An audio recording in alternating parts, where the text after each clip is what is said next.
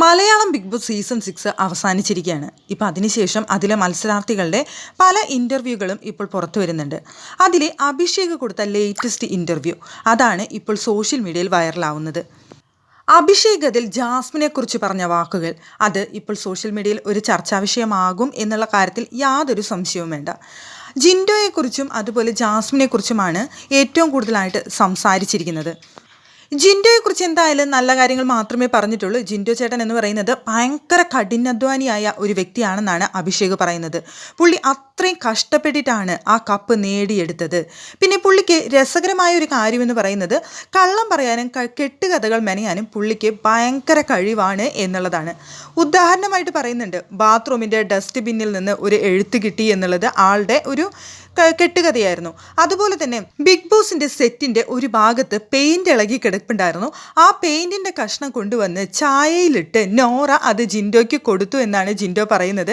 അതിനുശേഷം 3-4 ദിവസം ഭയങ്കര ലൂസ് മോഷനൊക്കെ ആയിരുന്നു എന്ന് അവിടെ ജിൻഡോ പറഞ്ഞ് നടന്നിരുന്നു. അതൊക്കെ ഒരു കോമഡി ആയിട്ട് മാത്രമേ എല്ലാവരും കണ്ടിട്ടുള്ളൂ എന്നാണ് അഭിഷേക് പറയുന്നത്. പക്ഷേ ആളുകളെ മാനിപ്പുലേറ്റ് ചെയ്ത് ഗെയിം കളിക്കാനായിട്ട് മിടുക്കനായിരുന്നു ജിൻഡോ എന്ന് പറയുന്നുണ്ട്. അതുപോലെ തന്നെ ഭയങ്കരമായിട്ട് കഠിനാധ്വാനം ചെയ്യും. ആൾക്ക് ഡാൻസ് കളിക്കാൻ അറിയില്ല, പക്ഷേ ഡാൻസ് അങ്ങനെ എന്തെങ്കിലും വന്നു കഴിഞ്ഞാൽ ആൾ മുൻപന്തിയിൽ വന്ന് നിന്ന് എനിക്ക് കളിക്കണം എന്ന് പറഞ്ഞുകൊണ്ട് അവിടെ വന്ന് കളിക്കും. അതുപോലെ വല്ല ആക്ടിങ്ങിൻ്റെ എന്തെങ്കിലും സംഭവം വന്നു കഴിഞ്ഞാൽ എനിക്ക് മെയിൻ റോൾ തന്നെ വേണം എന്ന് പറഞ്ഞുകൊണ്ട് ചോദിച്ചു വന്ന് ചെയ്യും. പലപ്പോഴും ഞാൻ മാറി നിൽക്കുന്ന സമയത്ത് പോലും ആളവിടെ വന്ന് കാണുന്ന സമയത്ത് എനിക്ക് അത്ഭുതം തോന്നിയിട്ടുണ്ട് എന്നാണ് അഭിഷേക് പറയുന്നത്. അതുകൊണ്ടൊക്കെ തന്നെയാണ് ആ കപ്പ് ഇപ്പോൾ ജിൻഡോയുടെ കയ്യിലിരിക്കുന്നത് എന്ന് അഭിഷേക് പറയുന്നു. അതുപോലെ തന്നെ ജാസ്മിനെ കുറിച്ച് പറഞ്ഞ വാക്കുകളാണ് മറ്റൊന്ന്. ജാസ്മിൻ വീടിനകത്തിരുന്ന സമയത്ത് തന്നെക്കുറിച്ച് പരദൂഷണം പറഞ്ഞതായിട്ട് ഞാൻ പുറത്തു വന്നപ്പോഴാണ് മനസ്സിലാക്കിയതെന്നും എനിക്ക് ടിക്കറ്റ് ഫിനാലെ കിട്ടരുതെന്ന് പരദൂഷണമായിട്ട് പറയുന്നതൊക്കെ ഞാൻ കേട്ടിരുന്നു. എൻ്റെ അർത്ഥത്തിൽ അതൊരു പരദൂഷണം തന്നെയാണ്. പക്ഷെ മൊത്തത്തിൽ വീട്ടിലുള്ളവർക്ക് വെച്ച് നോക്കുന്ന സമയത്ത് അത് പരദൂഷണമായിട്ടൊന്നും തോന്നുകയുമില്ല എന്ന് കൂട്ടിച്ചേർക്കുന്നുണ്ട് അഭിഷേക്. പിന്നെ ജാസ്മിനെ കൊള്ളിച്ചുകൊണ്ട് മറ്റൊരു കാര്യം കൂടി പറയുന്നുണ്ട്. അവിടെ പലരുടെയും വിവാഹം മുടങ്ങിയെന്നാണ് ബിഗ് ബോസിൽ വന്നതിന് ശേഷം പലരുടെയും വിവാഹം മുടങ്ങിയെന്നാണ് ഞാൻ അറിഞ്ഞത്. പക്ഷേ എനിക്കാണെങ്കിൽ ഒരുപാട് വിവാഹാലോചനകളാണ് വന്നുകൊണ്ടിരിക്കുന്നത് എന്നാണ് അവിടെ പറയുന്നത്.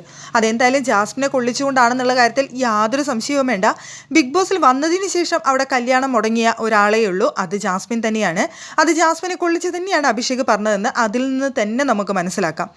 അവിടെ വിവാഹം മുടങ്ങി. പക്ഷേ എനിക്കാണെന്നുണ്ടെങ്കിൽ ഒരുപാട് വിവാഹാലോചനകൾ വരുന്നുണ്ട്. അവിടെ എല്ലാവരും ലവ് ലെറ്റേഴ്സും കാര്യങ്ങളും ഒക്കെ അയക്കുന്നുണ്ട്. പലർക്കും ഞാൻ മറുപടി കൊടുക്കുന്നുണ്ട് എന്നാണ് അവിടെ അഭിഷേക് പറയുന്നത്. കിട്ടിയ അവസരത്തിൽ ജാസ്മിനിട്ടൊരു കൊട്ട് കൊടുത്തതല്ലേ അഭിഷേക് എന്ന് ഈ ഒരൊറ്റ കാര്യത്തിലൂടെ തന്നെ നമുക്ക് മനസ്സിലാക്കാവുന്നതേ ഉള്ളൂ.